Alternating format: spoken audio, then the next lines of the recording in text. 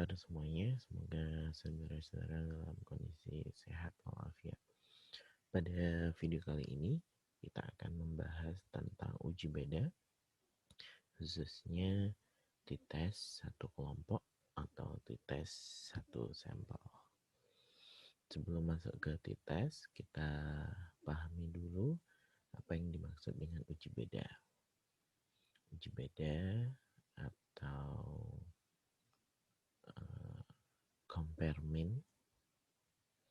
itu adalah sebuah teknik analisis statistik yang menguji kebenaran atau kepalsuan hipotesis 0 atau H0 yang menyatakan bahwa di antara dua buah mean sampel yang diambil secara random dari populasi yang sama, tidak terdapat perbedaan yang signifikan.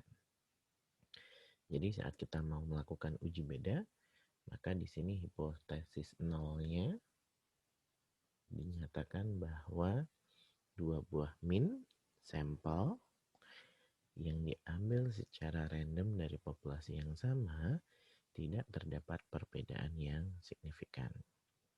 Jadi, untuk uji beda, H0-nya tidak ada perbedaan. H1-nya atau HA itu berarti ada perbedaan mean.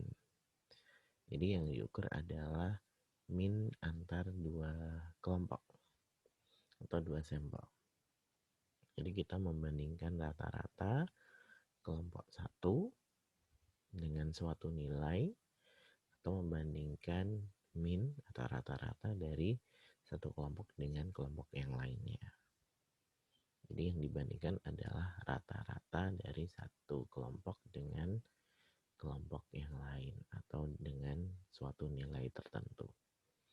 H0-nya tidak ada perbedaan, H1-nya ada perbedaan.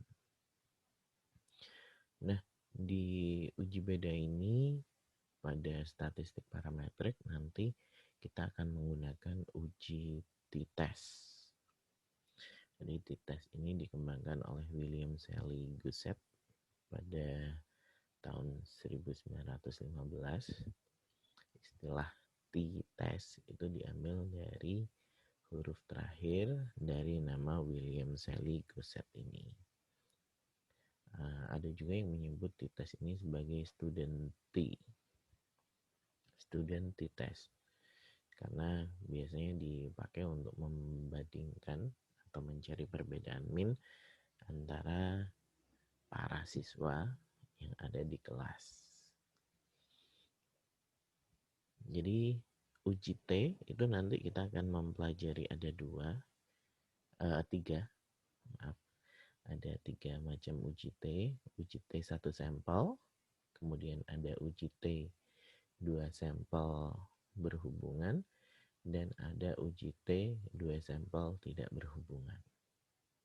Pada video kali ini kita pelajari dulu uji T untuk satu sampel. Uji T satu sampel ini biasanya digunakan untuk menguji perbedaan rata-rata dari suatu variabel, satu kelompok, dengan suatu konstanta tertentu atau nilai hipotesis. Jadi kalau uji T dua kelompok itu jelas dia dibandingkan dengan kelompok yang lain. Tapi kalau uji T satu sampel, ini satu kelompok tersebut dibandingkan dengan satu nilai tertentu atau satu konstanta tertentu. Contohnya misalnya, saat guru BK ingin melihat apakah rata-rata IQ siswa baru di sebuah SMA sudah sesuai dengan rata-rata IQ yang dipersyaratkan secara nasional, yaitu 120. Jadi syaratnya bisa lulus UN itu kan IQ-nya harus 120. Maka seorang guru BK ini mau melihat apakah rata-rata IQ para siswanya sudah sesuai dengan rata-rata standar IQ, yaitu 120. Maka guru BK akan menggunakan uji beda. Uji beda satu kelompok, yaitu semua siswa baru yang ada di sekolah tersebut dengan dibandingkan dengan nilai, yaitu 120.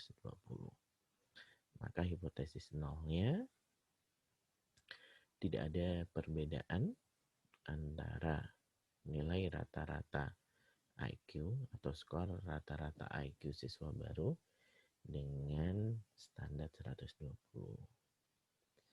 HA-nya ada perbedaan antara rata-rata IQ siswa baru dengan rata-rata skor IQ yang dipersyaratkan.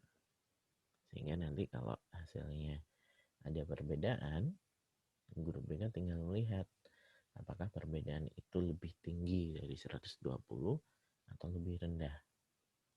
Kalau lebih tinggi maka guru BK-nya ya bisa tenang, tapi kalau perbedaannya itu ternyata lebih rendah, ada perbedaan dan itu lebih rendah, maka guru BK harus berpikir bagaimana caranya untuk meningkatkan rata-rata IQ dari siswa-siswanya tersebut. Kalau tidak ada perbedaan, berarti rata-rata skor IQ sudah 120, maka guru BK bisa tenang. Nah, kalau ada pertanyaan silahkan disampaikan di grup WA. Kalau tidak ada, kita langsung masuk pada latihan. Silahkan gunakan data yang ada di link bit.ly/UJT120. UJT120. Nantinya kita akan melakukan uji beda satu kelompok, membandingkan skor rata-rata IQ siswa baru dengan nilai standar yaitu 120. Silahkan di-download datanya, kemudian silahkan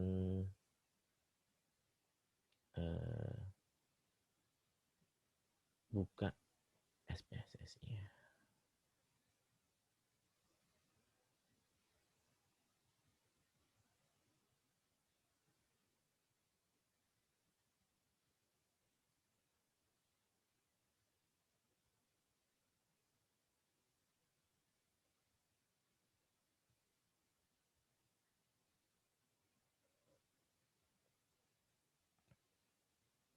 Oke.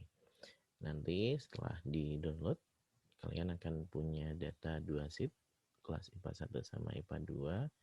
Di sini yang saya gunakan untuk latihan yang kelas 10 IPA 1. Nah, karena kita hanya membutuhkan nilai skor IQ-nya saja, maka skor IQ-nya saja yang kita copy ke SPSS.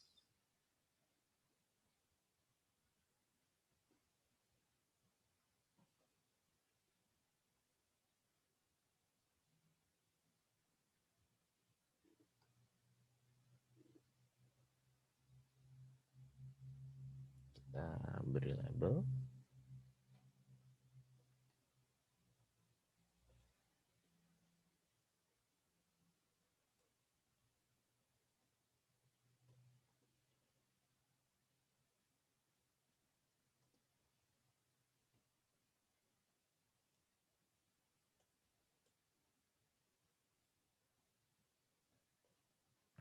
Nah, pada uji beda ini kita bisa melakukan analisisnya menggunakan compare-min. Jadi karena kita membandingkan rata-rata, maka analisisnya ada di compare-min. Kemudian kita pilih one sample t-test. Uji beda satu kelompok menggunakan t-test. Ini adalah data yang akan kita analisis. Kita pindah ke sebelah kanan. Nah, karena kita akan membandingkan data ini dengan skor 120, maka di sini kita tulis test value-nya 120. Optionnya kita pastikan derajat kepercayaannya 95% untuk bisa mendapatkan p-value Nanti jika kurang dari 0,05 maka H0 ditolak, H1 diterima. Jika lebih dari 0,05 maka H1 ditolak, H0 diterima. Kita lihat hasil outputnya. Di sini outputnya ada dua. Yang pertama ini adalah hasil untuk statistik deskriptifnya. Jadi N atau jumlah datanya 33, rata-rata skor IQ-nya adalah 120,36, standar deviasinya 1,71.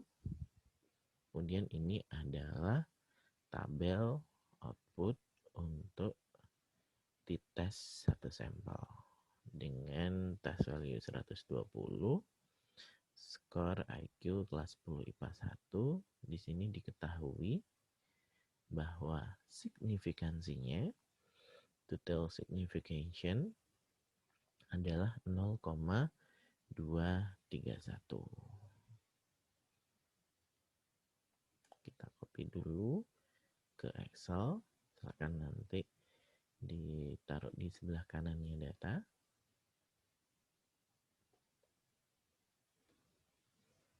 Kesimpulan.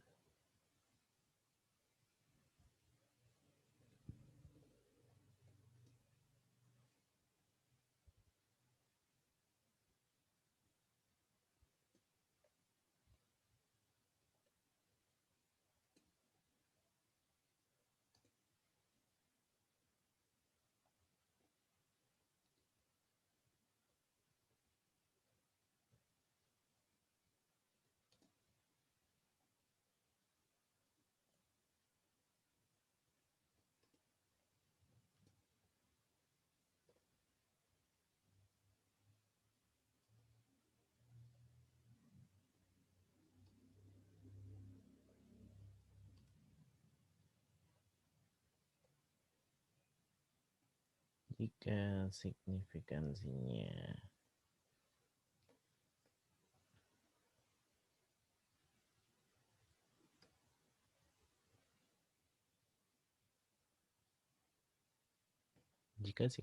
kurang dari 0,05 maka H0 ditolak, dan jika signifikansinya lebih dari 0,05 maka H0-nya diterima.